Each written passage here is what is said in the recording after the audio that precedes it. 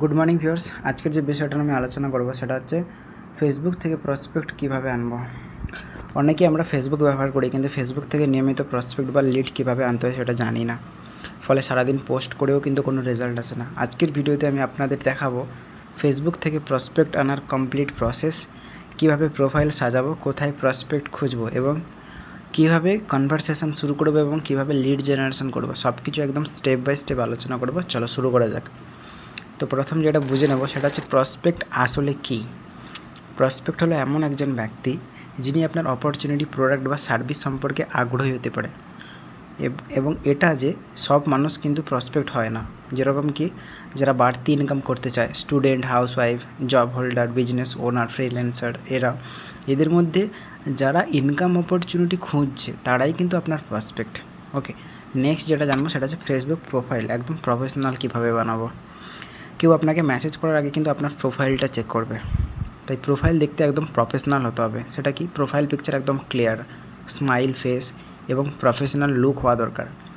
Cover ফটোতে কী লাগাতে পারি, মোটিভেশন, সাকসেস কিংবা স্কিল ডেভেলপমেন্ট, পার্সোনাল হেল্ডিং, এই সমস্ত কিছু।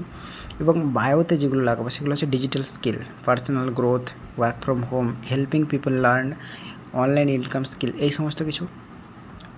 এরপরে যেটা জেনে নেব সেটা হচ্ছে ডেলি ভ্যালুয়েবল কন্টেন্ট পোস্ট করতে হবে। অনেকে ডিরেক্ট বিজনেস পোস্ট করে দেয়, এটা কিন্তু সবথেকে বড় ভুল।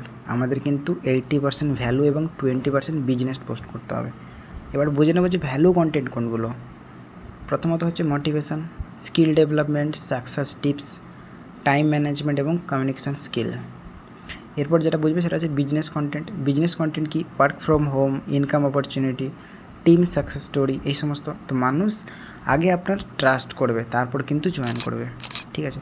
এরপর হচ্ছে ফেসবুক গ্রুপ ব্যবহার করে কীভাবে ইনকাম করবো। ফেসবুক গ্রুপ আমরা কীভাবে ব্যবহার করব। ফেসবুক গ্রুপ হচ্ছে প্রসপেক্ট পাওয়ার একদম গোল্ড মাইন, ঠিক আছে। সেটা কি, গ্রুপ সার্চ করবো কীরকম, যেমন work from home, online earning, job update, student community কিংবা বিজনেস কমিউনিটি, ঠিক আছে। এরকম সার্চ করলে আমরা অনেক গ্রুপস পেয়ে যাই। এবং গ্রুপসে আমরা কী টাইপের পোস্ট করব না সেটা হচ্ছে স্পাম কখনো করব না, স্পাম টাইপের মেসেজিং কিংবা জয়েন মাই বিজনেস এরকম কোনো দিন লিখবো না, ঠিক আছে। একদম ভ্যালুয়েবল কমেন্ট করব, ঠিক আছে।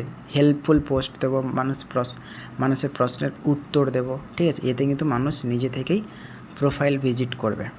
তারপর আরেকটা স্ট্র্যাটেজি বলবো, সেটা হচ্ছে ফ্রেন্ড রিকোয়েস্ট স্ট্র্যাটেজি। সেটা কি, যে প্রতিদিন 20 থেকে 30টা টার্গেট ফ্রেন্ড রিকোয়েস্ট পাঠাবো, ঠিক আছে। কাদের পাঠাবো, student, job holder, housewife, business mindset people যারা আছে তাদেরকে রিকোয়েস্ট পাঠানোর পর সঙ্গে সঙ্গে কিন্তু বিজনেস রিলেটেড কোনো মেসেজ পাঠাবো না। প্রথম তাদের সাথে রিলেশন বিল্ড করব, ঠিক আছে, তারপর বাকি। নেক্সট যেটা বলবো সেটা হচ্ছে মেসেঞ্জার কনভারসেশন কীভাবে শুরু করবো একদম পারফেক্টলি। সেটা হচ্ছে প্রথমে মেসেজে কিন্তু আমরা জয়েন মাই বিজনেস এই সমস্ত কোনো কিছু লিখব না, এটা কিন্তু ভুল।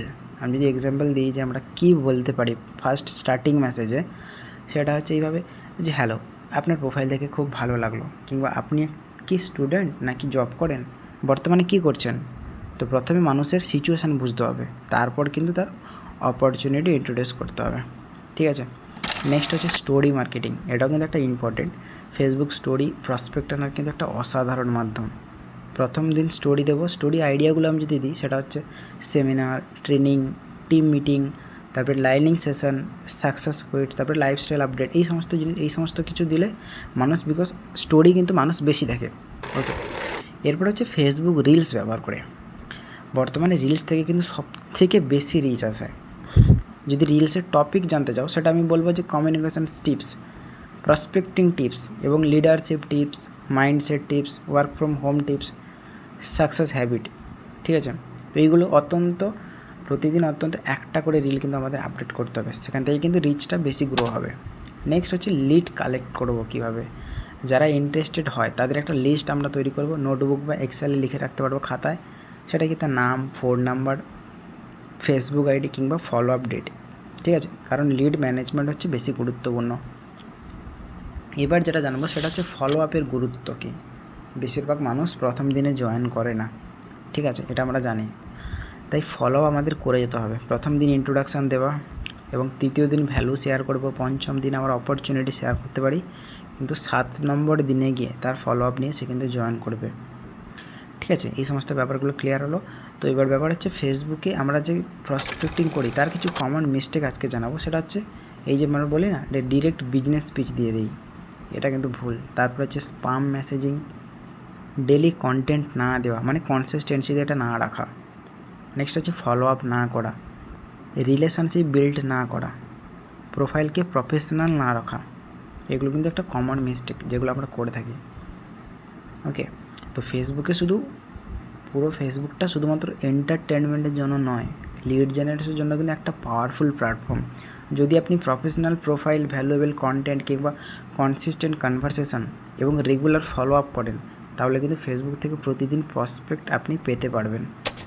তো ভিডিওটি যদি ভালো লাগে লাইক, শেয়ার এবং সাবস্ক্রাইব করতে ভুলবেন না, এবং কমেন্ট করে জানান যে প্রসপেক্টিং নিয়ে পরবর্তী কোন টপিকের ভিডিও দেখতে চান। তো দেখা হচ্ছে আগের ভিডিওতে। বাই।